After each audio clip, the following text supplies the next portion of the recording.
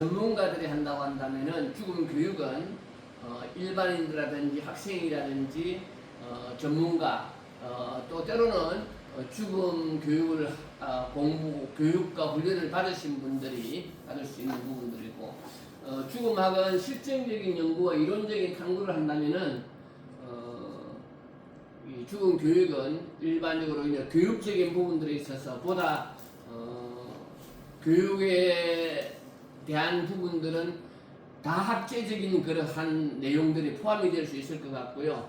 그리고 좀 더 준비한 강사에 좀 더 안내되어지는 성찰을 요구해 나갈 수 있을 것 같고, 그리고 죽음학과 다르게 참여자들에게 좀 더 참여할 수 있는 그런 교육을 만들어주는 것이 죽음하고 죽음교육이라고 좀 구분을 해야 될 겁니다. 그래서 그 죽음 교육을 하는 사람이 죽음학과 죽음 교육을 구분하고 분리하지 못하면은 마치 죽음 교육이 죽음학을 강의하는 것처럼 이렇게 되면 안 된다는 이야기입니다.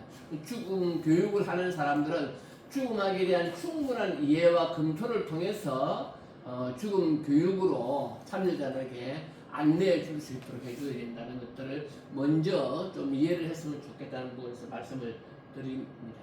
오늘 강의에서는 세 가지를 중심으로 살펴보겠는데, 죽음 교육이 무엇인지, 그 다음에 한국 사회가 어떻게 죽음 교육에서 변화되어 왔는지. 그래서 오늘 이 시간에는 외국의 죽음 교육 이 부분들은 하지 않습니다.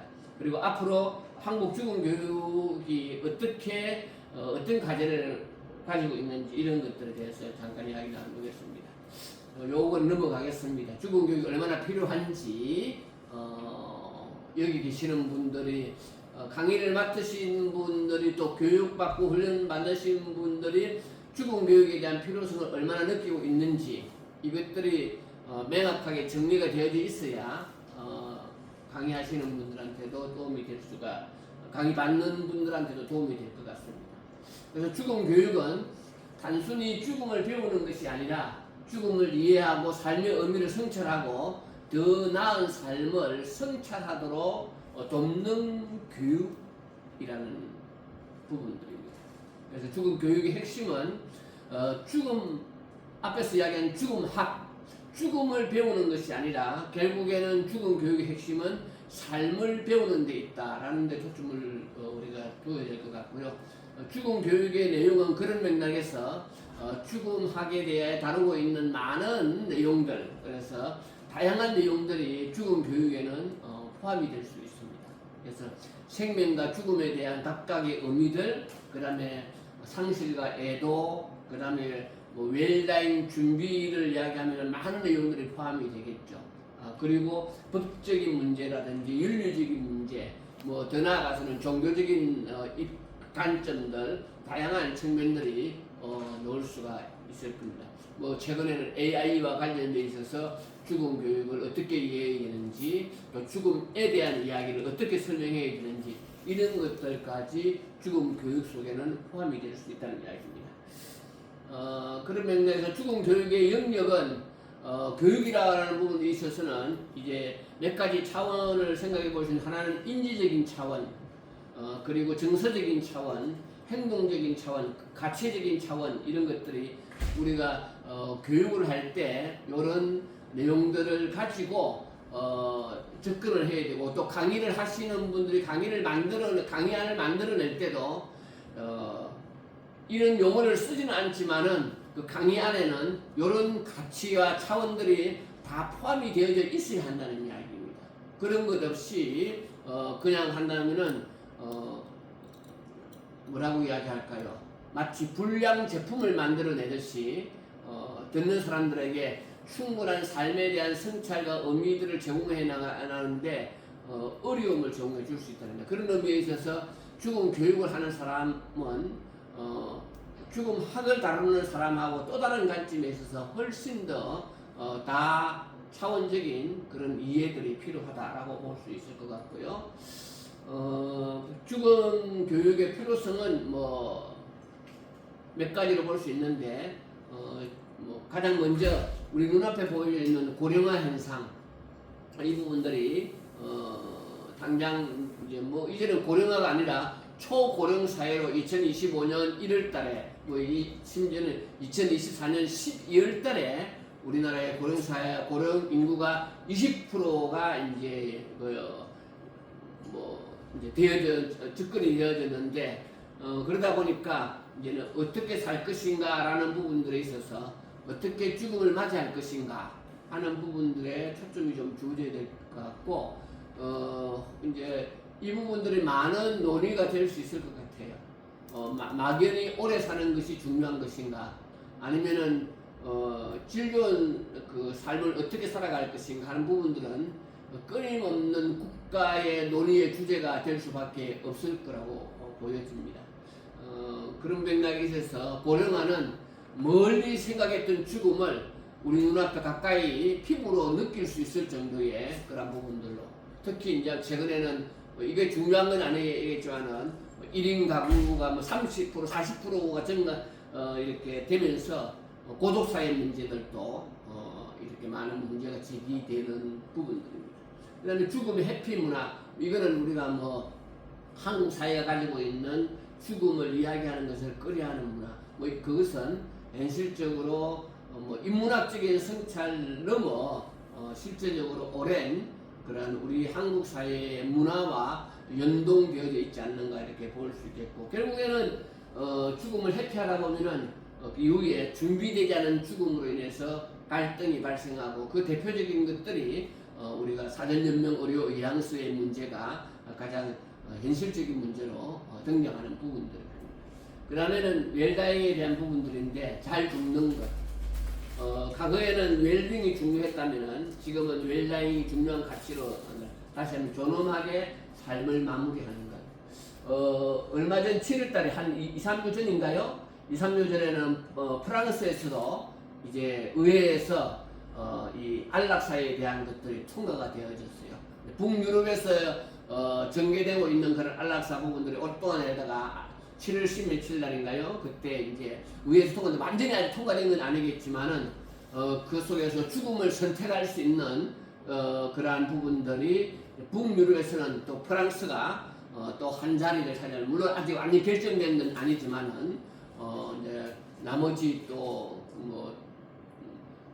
여러 가지 입장들이 반영되고 좀 더 북유럽과는 다르게 좀 더 촘촘한 그러한 조건부 그런 안락사에 대한 부분들이 아마 펼쳐지지 않겠는가 그런 부분들에 있어서 한국 사회는 아직까지 죽음을 선택한다기보다는 그냥 죽음을 수렴하고 받아들이는 입장에 있어서 그것이 이제 우리 사회에서는 2018년도에 만든 소위 일반적으로 이야기하고 있는 웰다잉법, 연명으로 결정법에 대한 이 부분들인데 그 프랑스와 우리 한국 사회는 그런 부분들에 있어서 인간이 죽음을 선택하는 것과 지금 우리는 그런 논의조차도 하기 어려운 그러한 환경 속에 노출되어 있는 부분들 이게 이제 죽음 교육과 연동되어 있는 중요한 부분들이 될 수 있지 않겠나 싶습니다. 발전 과정을 보면은 한국 죽음 교육이 단계적으로 발전해 왔다라고 이렇게 보는데 초기에는 거의 없었고 1990년대 이전 요 90년대 이전이라고 표현한 것은 사실은 제가 이렇게 이전이라고 한 것은 각당복지재단이 1991년도에 데켄서 일본의 그 데켄서 그 죽음 학자의 그 4월달에 초청 강연을 통해 가지고 연세대학교에서 거의 1000여 명 이상의 강당을 채우면서 시민사회로 이렇게 했는데 그 이전에는 죽음 교육이 없었느냐? 그건 아니죠. 그 이전에도 개별 단위의 그러한 강의들이 있어 왔습니다. 있어 왔고, 그러나 이제 그렇다고 하면은 그 이전에 조선시대라든지 고려시대 이런 것들은 있느냐 할 때는 제가 답할 수는 없을 것 같아요. 좀 더 그 부분에서 깊이 있는 그런 부분도 있겠지만 어쨌든 좀 가까운 그를 생각했을 때 1990년 이전에까지 생각할 때는 주로 유교 또 때로는 종교적인 나중에 들어온 기독교 이런 종교적인 영역에서 다뤄졌고 교육적인 관심보다는 의례 중심 상장례 중심으로 아마 장례를 치르면서 공동체가 느꼈던 그런 경험들 그런 것들이 그냥 입으로 하는 강의가 아니라 몸으로 배울 수 있는 그런 강의였고 그리고 죽음에 대한 가정들을 실제적으로 참여하고 배울 수 있는 그런 기회가 있는 이런 강의로 하는 것들 아니라 그 공동체가 신이 그 죽음의 그러한 가정으로부터 시작돼 가지고 경험할 수 있는 그러한 것들이 이루어졌던 것들이죠.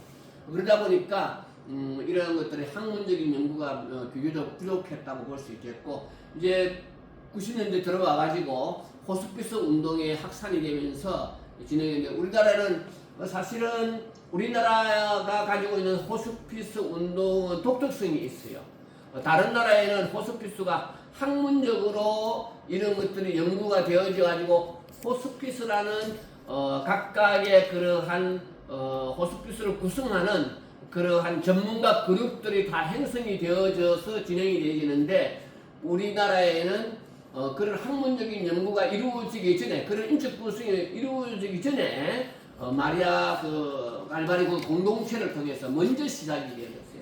아직까지도 대한민국에는 호스피스라고 이야기하고 있지만은 성직자 그룹이 충분히 있지 않고 간호사, 의사, 그 다음에 사회복지사, 성직자, 자원봉사자 이런 네트워크들이 있는데 우리나라의 한국 호스피스 협회 같은 보면은 여전히 성직자 그룹이 약하다든지 충분히 되지 않은 그 호스피스가 담고 있는 그 본래적인 그런 의미들을 충분하게 드러내지 못하는 그런 한계성들이 있고 그런 부분에 있어서 종교적인 영역이 깊이 개입이 되어 있는 여지들이 있다 이렇게 볼 수 있을 것 같습니다. 어쨌든 그럼에도 불구하고 호스피스 운동의 확산을 통해서 죽음에 대한 교육에 대한 관심이 있게 되었고요.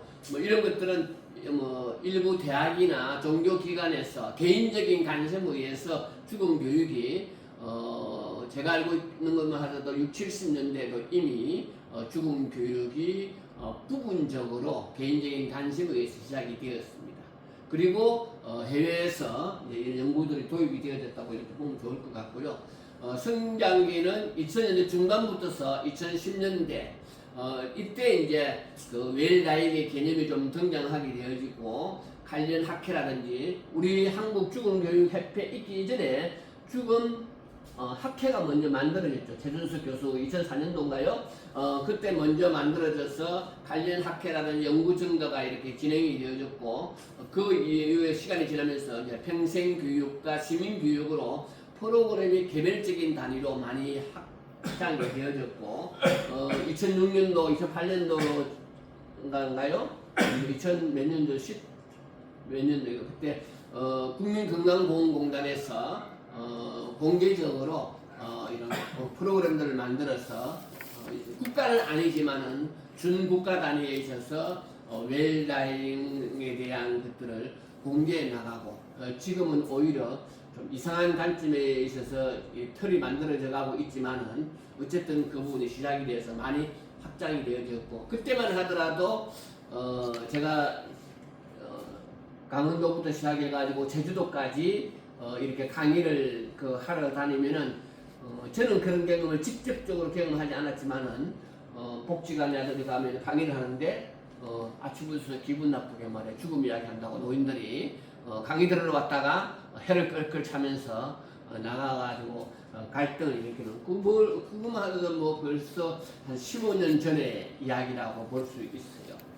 그런 부분들이 있어갖고 그럼에도 불구하고 부분적인 단위로서 하고 또 우리 연구원에서도 그때부터서 참여하게 되어진 부분이라고 볼 수 있을 겁니다.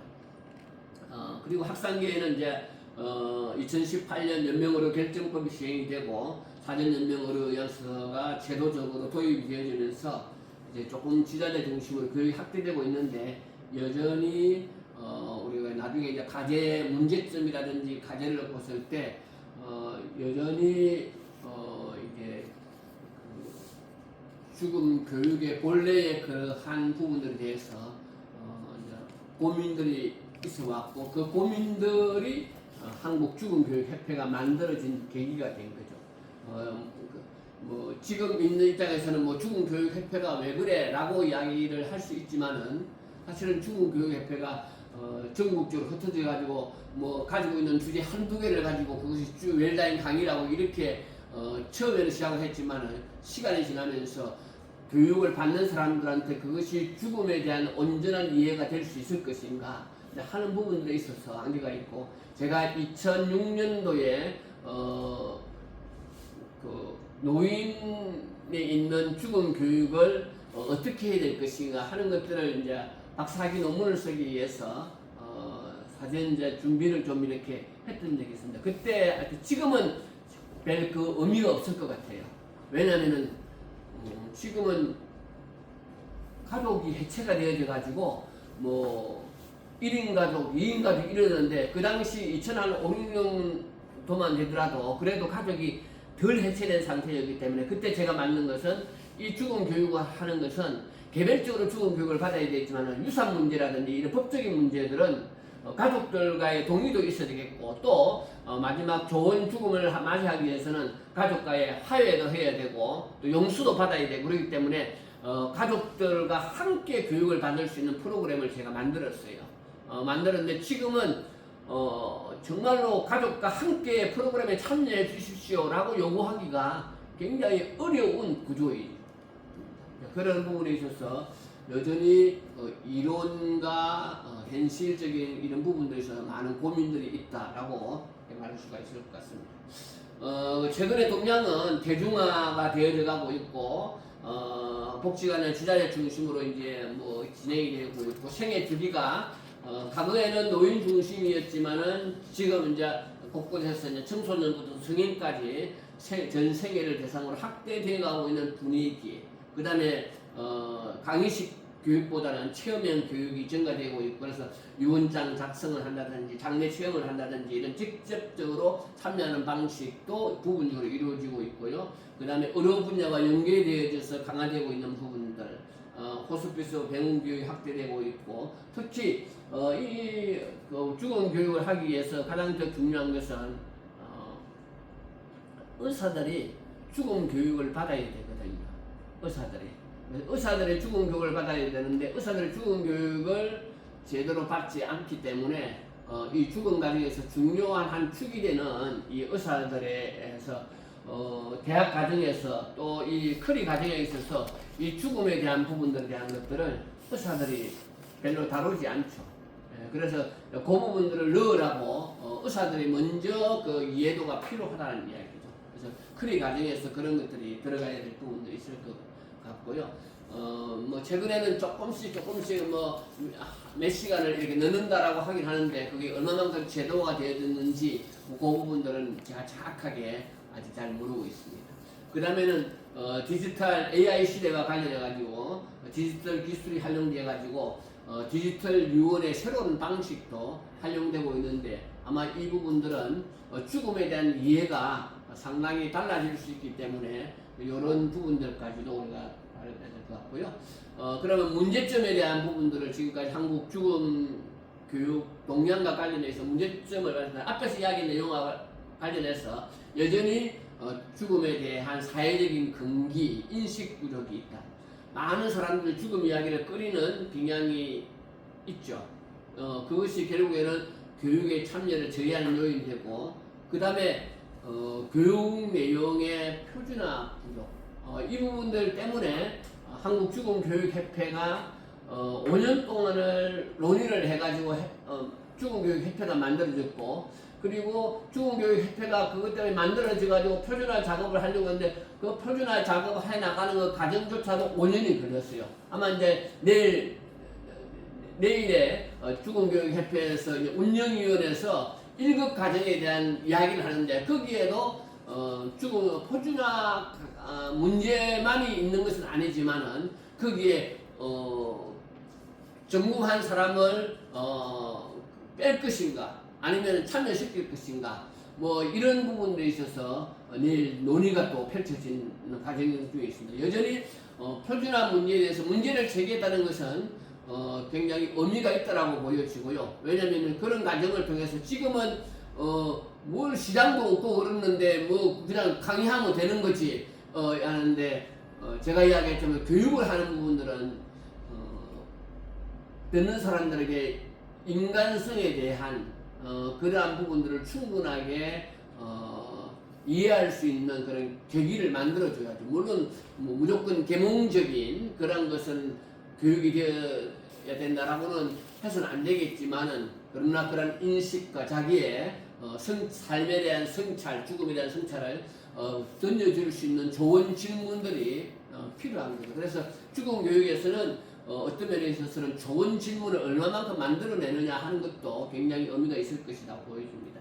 그리고 그러다 보니까 전문 인력이 부족하고 죽음 교육을 전문적으로 수행할 수 있는 인력이 충분하지 않은 현실이고, 그리고 뭐 우리도 마찬가지고 계속해서 연속적인 강의를 하자라고 이야기했지만 우리 속에서도 그 부분들이 잘 진행이 되지 않고 있죠. 그래서 일회성 강의에 불과하는 그 제목도 그런 부분이 있기 때문에 지속적인 효과가 제한적일 수 있다는 이야기입니다.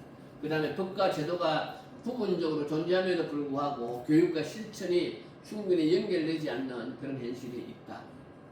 그 다음에 여기 제가 잘못 쳤네요. 노인 중심의 이런 교육이 많아서 청년층의 참여가 부족한 것도 부정할 수 없습니다. 물론 우리 죽음 교육만 그런 게 아니고 요즘에 뭐 제가 참여하는 곳이 그런 대상들이 되어서 그런지 모르겠지만은 청년들을 이렇게 교육에서 만난다는 게 참 쉽지가 않더라고요. 나이 많으신 분들은 이제 뭐 시간이 많아서 그런지 모르겠는데 진작 교육을 받아야 할 훨씬 더 의미 있는 삶을 살아야 될 사람들은 참여하지 않고 살 인생이 얼마 남지 않으신 분들이 이런 교육을 하는 데서 우리가 고민해야 될 시즌들도 있지 않는가 하는 생각이 들었습니다. 과제를 보니까 뭐 가장 중요한 건 인식 개선이죠. 인식의 변화가 죽음을 자연스러운 삶의 일부로 받아들이는 그런 문화. 그렇다고 해가지고 젊은 애들이 죽음에 대한 그런 인식이 없느냐는 저는 어떤 경우에는 훨씬 더 지금 나이 든 세대하고 다른 생각들이 있죠. 나이 드신 분들이 젊은이를 봤을 때는 뭐 다른 식으로 얕잡아 볼 수 있는 그런 생각들이 있을 수 있지만은 그들이 경험한 세상과 또 나이 든 세대들이 경험한 세상은 다를 수 있기 때문에 그 세상이 옳다 그러다라고 이렇게 함부로 이야기한다는 것은 그렇게 교훈식으로 이야기한다는 것은 얼마만큼 젊은이들에게 설득력이 있을 것인가는 것들은 정직한 질문들이 저는 필요하다고 보여집니다. 그 다음에 이제 교육 체계에 대한 부분들이 국가 차원에서 체계적인 교육 과정이 필요한데 이거는 이제 결국에는 이게 복지관이라든지 평생교육 차원에 있어서 들어가는 것에 머무는 것이 아니라 공교육 체계에서 이것이 들어갔으면 좋겠다는 희망적인 욕심들을 가지고 있죠. 이렇게 되어져야 전 국민들이 죽음에 대한 인식에 근데 이것이 이제 죽음이라는 교육보다는 생명 존중이라는 그러한 큰 틀 속에서 이 부분들을 생각할 수 있는 기회들을 만들어줘야 되겠고 그런 일들이 주어져야 됩니다. 더 중요한 것은 그런 것을 하기 위해서 이제 전문적인 인력을 체계적으로 양성을 해야 되는데 이제 다행스러운 것은 대학원에서 이런 양성관인데 부분적으로 만들어져 있고 과거보다는 훨씬 더 많은 사람들이 배출이 되어져 있고 또 그렇게 배출될 수밖에 없는 것은 그러한 대학원이 많지는 않지만은 부분적으로 그러한 학과를 통해서 연구가 되어지고 있다는 부분들은 그나마 늦지만은 지속적으로 움직일 수 있는 부분들인데 문제는 그분들이 계속해서 일자리가 만들어져야 그 부분들이 감당이 되어지는데 그 부분들이 감당 안 되면은 그런 학과들이 계속해서 지속이 될 수 있겠느냐 굉장히 어렵죠. 뭐 조금 다른 예가 되겠지만은 뭐 2000년대 초반에 들어오면서 대한민국의 곳곳에 북한 학과가 막 생겼어요. 곳곳에 북한학교가 막 해가지고 막 통일이 될 것처럼 막 북한학교가 생겨가지고 뭐 경남 지역에 왜 통일에 대한 학과가 필요한지 모르겠지만 뭐 그 북한학교가 생기고 곳곳에 북한학교가 막 이렇게 생겼어요. 그러다가 지금은 북한학교가 거의 이제 없잖아요. 왜냐면은 통일에 대한 어두운 그림자들이 막 이렇게 오늘처럼 보이고 그러다 보니까 연구하고 또 공부했던 사람들도 현실적으로 그 일을 할 수 있는 일자리가 없으니까 연구자들이 점점 다른 길로 빠져나가 버리고 뭐 또 최근에 들어와서 이제 조금 더 그 분위기에 따라서 이제 북한학을 또 하려고 하는 분위기가 조금 이렇게 보여지고 양태들이 좀 달리 나타나고 있는 부분들이 있는데 어쨌든 이렇게 연구한 사람들이 평생을 가지고 연구했던 그러한 지적 자본들, 사회적 자본들을 축적해 나갈 수 있는 기회를 만들어줘야 되는데 그러지 못했다는 부분들. 그래서 그걸 위해서 좀 더 전문 인력을 체계적으로 양성할 수 있도록 이렇게 만들어 나가는 것. 우리도 교육의 한 파트 속에서 이런 죽음 교육을 강의할 수 있는 강사들의 그러한 훈련들이 필요하다는 이야기죠. 그리고 앞에서 제기했던 것처럼 이제는 과거에 노인들을 대상으로만 했다고 한다면은 이제는 대상에 따라서 교육 방식도 달라져야 된다.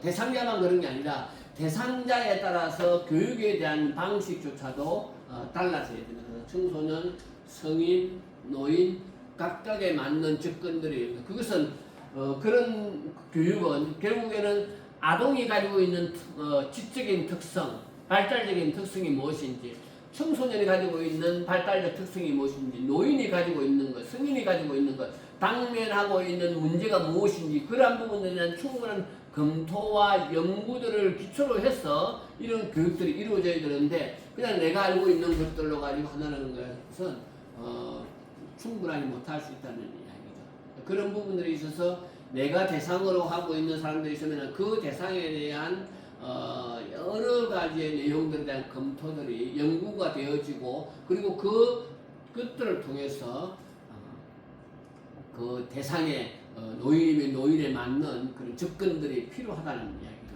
이것은 꼭 교육, 강의식 교육만 있는 것이 아니라 삶의 자리에서도 그렇게 필요하다는 이야기고 그런 것들은 사실은 청소년 학, 또 무슨 학 이렇게 공부할 때 그거 가지고 평생을 공부하지 않습니까? 평생을 공부하는데 만일에 우리가 강의를 한다는 사람들은 그러한 부담감들을 끊임없이 가지고 있어야 되고 또 이런 교육을 하는 사람들은 죽음에 대한 그 여러 가지 동향이라는 이런 것들에 대해서 안테나를 늘 높이 들고 이렇게 접근이 돼야 된다라고 볼 수 있겠습니다.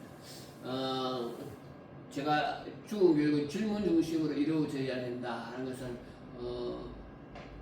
나이 많으신 분들한테 때로는 젊은 사람이 강의를 할 수도 있는데 젊은 사람이 나이 많으신 분한테 뭐 이렇게 강의를 이런 죽음에 대한 이야기를 하면은 니 살아봤어? 난 살아봤어. 이렇게 이야기해 버리면은 그래서 그런 것들을 선택할 수 있는 부분을 만들어내는 것은 굉장히 의미가 있습니다. 저도 이제 개인적으로 제가 이미 글을 한 편을 썼지만은 내년에 법적인 나이로 지공대사, 지하철 공짜로 타는 이제 지공대사가 이제 되는데 본격적으로 내가 10년 정도는 이제 죽음에 대한 이 부분들을 내가 이야기해도 되겠다.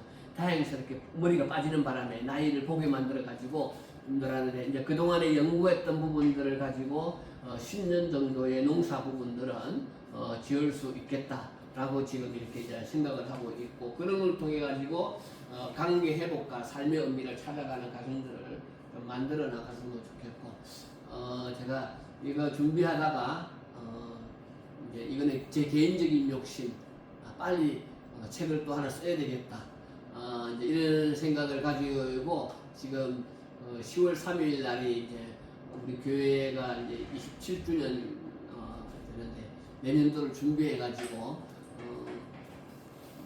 저도 더 많은 일을 하려고 하면 머니가 필요하기 때문에 그 팔려가지고 팔릴지 모르겠지만은 어쨌든 두 가지죠. 하나는 전문성을 드러내는 거고 그게 잘 읽혀져 가지고 해서 뭔가를 일을 만들었으면 좋겠다는 소박한 책을 두 권을 동시에 지금 쓰려고 지금 고민을 하고 있습니다. 아주 두꺼운 책이 아니고 얇은 책으로 200페이지 정도가 되는 250페이지. 하나는 사회선교 행전을 제가 챗GPT한테 물어보니까 강충근 목사는 신학이 없대요. 굉장히 기분 나빴어요. 챗GPT한테 물어봤는데 제만큼 신학을 많이 고민하는 사람이 없다라고 착각을 하고 있는데 제가 챗GPT한테는 신학에 대해서 여기 자료가 없어서 그런 건가? 이제 이렇게 하면서 아마 칼럼만 보고 이제 그런 것들인데 그래서 자존심이 상해서 이제 약간의 그 신학적인 근거를 해서 사회선교행전 속편 해가지고 이제 좀 신학적인 근거를 하나 만들고 하나는 이제 먼저 급한 거니까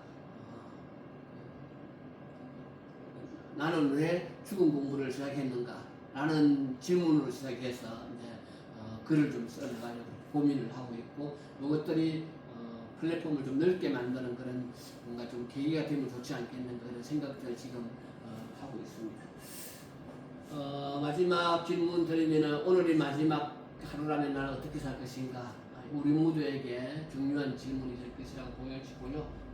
우리가 죽음 교육을 하는 사람으로서 내가 마지막 하루라면 죽음 교육을 어떻게 해야 될 것인가 하는 생각들을 해보겠습니다.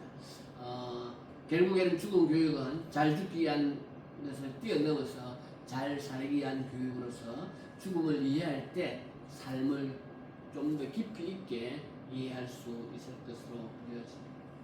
이 부분들은 토론에 대한 부분들입니다. 지난 부분에 있었던 부분들이기 때문에 모두 종합 토론에서 죽음은 교육 가능한 주제인가 이런 죽음 교육의 목적이 무엇인가 죽음 교육은 어떻게 이루어져야 하는가 이건 저도 아마 죽을 때까지 가지고 가야 될 그런 질문이 될 수 있을 것 같습니다. 여기까지 강의하도록 하겠습니다.